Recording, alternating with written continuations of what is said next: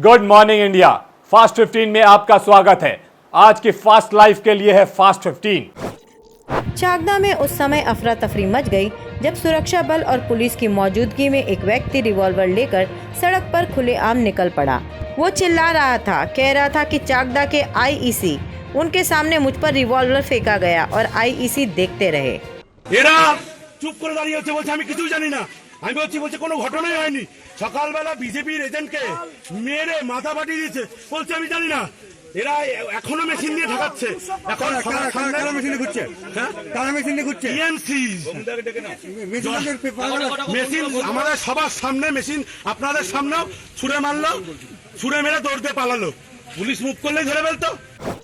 Gorkha Jan Mukti Morcha supremo विमल गुरुंग ने अपनी पत्नी के साथ आज सुबह मतदान दिया। 2016 के सशस्त्र आंदोलन के बाद उनका नाम मतदाता सूची से हटा दिया गया। पहाड़ पर लौटने के बाद उनका नाम किस तरह मतदाता सूची में शामिल किया गया, इसे लेकर राजनीतिक चर्चा तेज हो गई है। बता दें आपको कि चुनाव आयोग ने मतदाता सूची से विमल गुरुंग, उनकी पत्नी आशा गुरुंग और बेटे के नाम हटा दिए थे।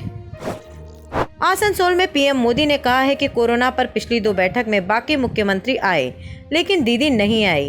नीति आयोग की गवर्निंग काउंसिल में बाकी मुख्यमंत्री आए लेकिन दीदी नहीं आई। मां गंगा की सफाई के लिए देश में इतना बड़ा अभियान शुरू हुआ लेकिन दीदी उससे संबंधित बैठक में नहीं आई। अपने अहंकार में दीदी इतनी बड़ी हो गई है कि हर कोई अपने आगे उनको छोटा दिखता है।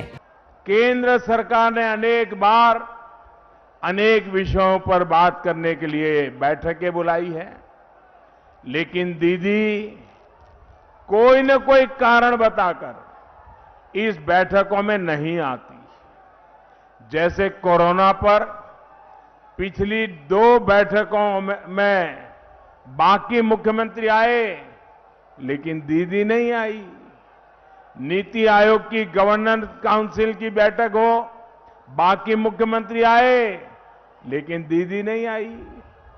मां गंगा की सफाई के लिए देश में इतना बड़ा अभियान शुरू हुआ लेकिन दीदी उससे जुड़ी जो बैठक होती है उसमें भी नहीं आई। 1-2 बार न आने को तो समझ में आता है साथियों, लेकिन दीदी ने यही तरीका बना लिया है। दीदी बंगाल के लोगों के लिए कुछ देर का समय नहीं निकाल पाती, ये उन्हें समय की बर्बादी लगता है। गलसी में मुख्यमंत्री ममता बनर्जी ने कोरोना कहर को लेकर पीएम मोदी और चुनाव आयोग को घेरा। আমি রোজ দেখছি প্রধানমন্ত্রী কলকাতায় এসে কোভিড নিয়ে চিন্তা নেই, কোভিডটাকে বাড়িয়ে দিয়েছে। কি করে বাড়িয়ে দিয়েছে? 5 মাস কোভিড ছিল না, 6 মাস কোভিড ছিল না। তখন যদি জনগণকে ওষুধটা দিয়ে দেওয়া হতো, ইনজেকশনটা দিয়ে দিতে হতো, তাহলে আজকে আবার কোভিড নতুন করে আসতো না। এক তো ইনজেকশনটা দেয়নি, যাদের দিয়েছে তাদেরও আবার কোভিড হচ্ছে।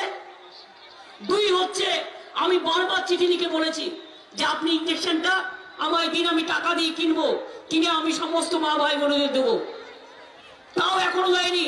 বড় বড় কথা। আর কি করছে বহিরাগত গুন্ডারা? বাংলায় প্রায় 10,000 বাইরের লোক এসে বসে আছে, ম্যাক্সিমাম লোকের কোভিড নিয়ে এসছে, ওরা বাংলায় কোভিড ছড়াচ্ছে। ধরুন আমি এখানে প্যান্ডেল করছি মিটিং করার জন্য, বাংলার লোকেরা যারা এখানে থাকে তারা প্যান্ডেলটা করে দিচ্ছে। নরেন্দ্র মোদীর প্যান্ডেল করতে বাইরে থেকে লোক নিয়ে আসে, তাদের মধ্যে খোঁজ নিন প্রায় 12-14 জনের কোভিড হয়ে গেছে, আমি যদি সত্যি কথা বলে থাকি। বাইরে থেকে আমরা এখন থেকে ইনস্ট্রাকশন দিয়ে দিয়েছি, বাইরে থেকে যেই আসুক তাকে আরটিপিসিআর করতে হবে, তাকে কোভিড টেস্ট করে তবেই ঢুকতে হবে। তার কারণ যদি না ঢোকে তাহলে বাংলা কেন আমরা এই দায়িত্ব নেব? আমাদের রাজ্যে যতটুকু হয়েছে তা ওই বহিরাগতদের জন্য হয়েছে। বারবার আমি বলছি বহিরাগত গুন্ডারা এসে বসে আছে, বারবার বলছি বহিরাগত লোকগুলো এসে বসে আছে।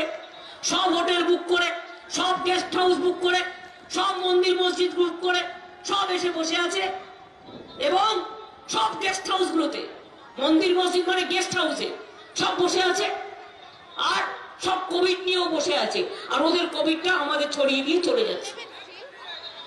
আমরা বললাম ইলেকশনটা একসাথে করে দাও, ঠিক আছে, তবু এগুলো সব আমাদেরই জায়গা, তবু আমরা প্রবলেম চাই না, মানুষের ক্ষতি হোক চাই না, করলো না, সময় কমিয়ে দিল।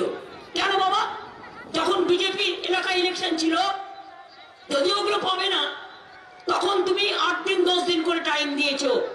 আর এখন 3টে ফেজে 4টে ফেজে, আগের ফেজেও 24 ঘন্টা কমিয়ে দিয়েছিলে 72 ঘন্টা, এবারেও প্রত্যেকটা ফেজে, পঞ্চম ফেজে কমিয়েছে, ষষ্ঠ ফেজে কমিয়েছে, সপ্তম ফেজে কমিয়েছে, অষ্টম ফেজে কমিয়েছে, অর্থাৎ 4 দিন ক্যাম্পেনিং আমাদের নষ্ট করে দিলে। তা তুমি যদি 4 দিন ক্যাম্পেনিং নষ্ট করে দাও আর সন্ধ্যা 7টা থেকে পর্যন্ত ক্যাম্পেনিং, সকাল 10টা থেকে টাইমটা পুরো কেটে নাও, তাহলে তুমি একসাথে ক্লাব করে ভোট করতে পারো না কেন? তুমি তোমার ইচ্ছে মতো, বিজেপির ইচ্ছে মতো চলবে। বড় ঘটনা ঘটলে কিন্তু তোমাদের উপরে দায়িত্ব বর্তাবে।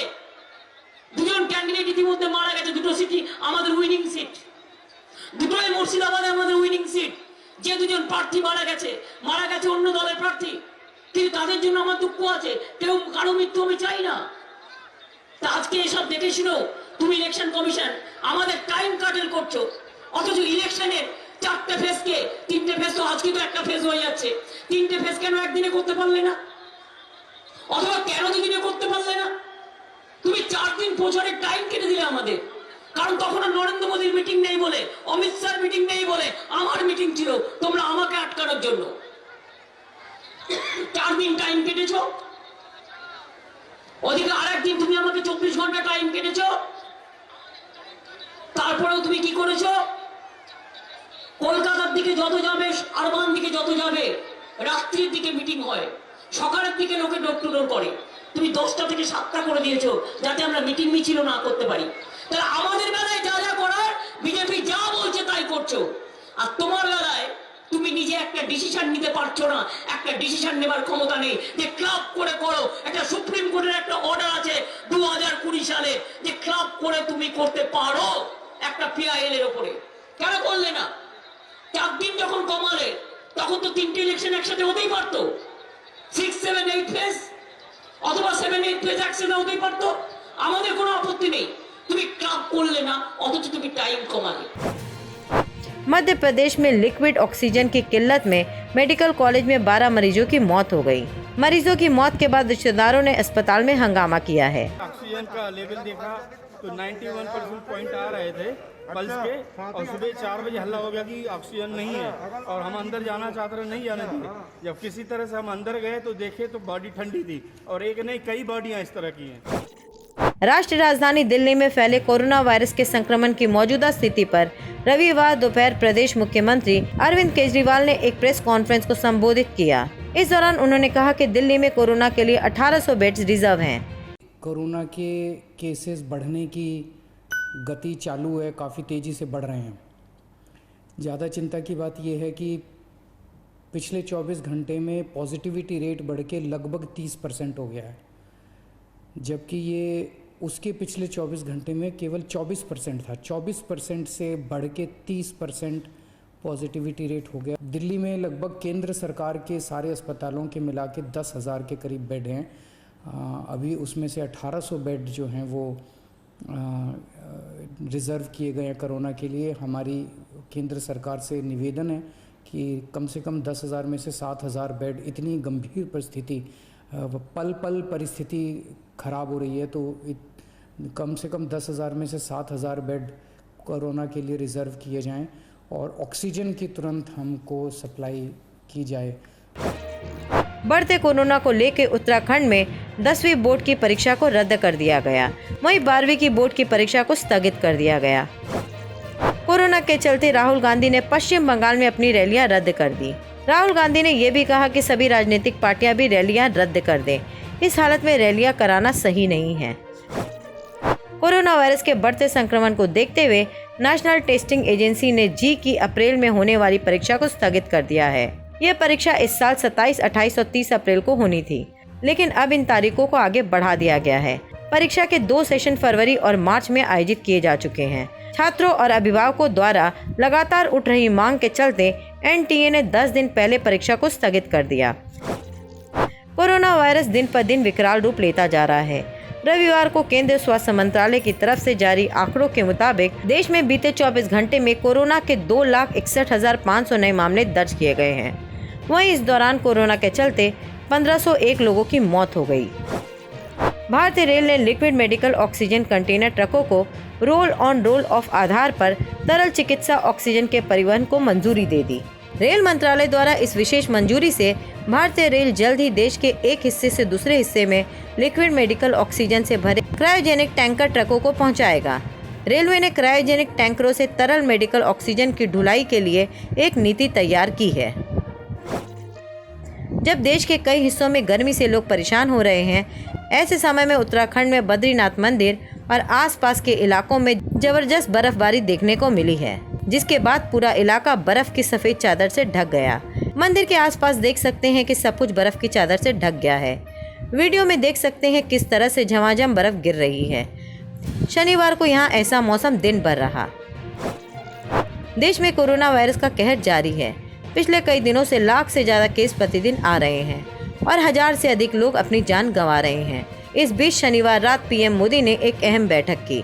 इस दौरान पीएम मोदी ने मंत्रालयों के अफसरों के साथ चर्चा में कहा है कि टेस्टिंग, ट्रैकिंग और उपचार का कोई विकल्प नहीं है।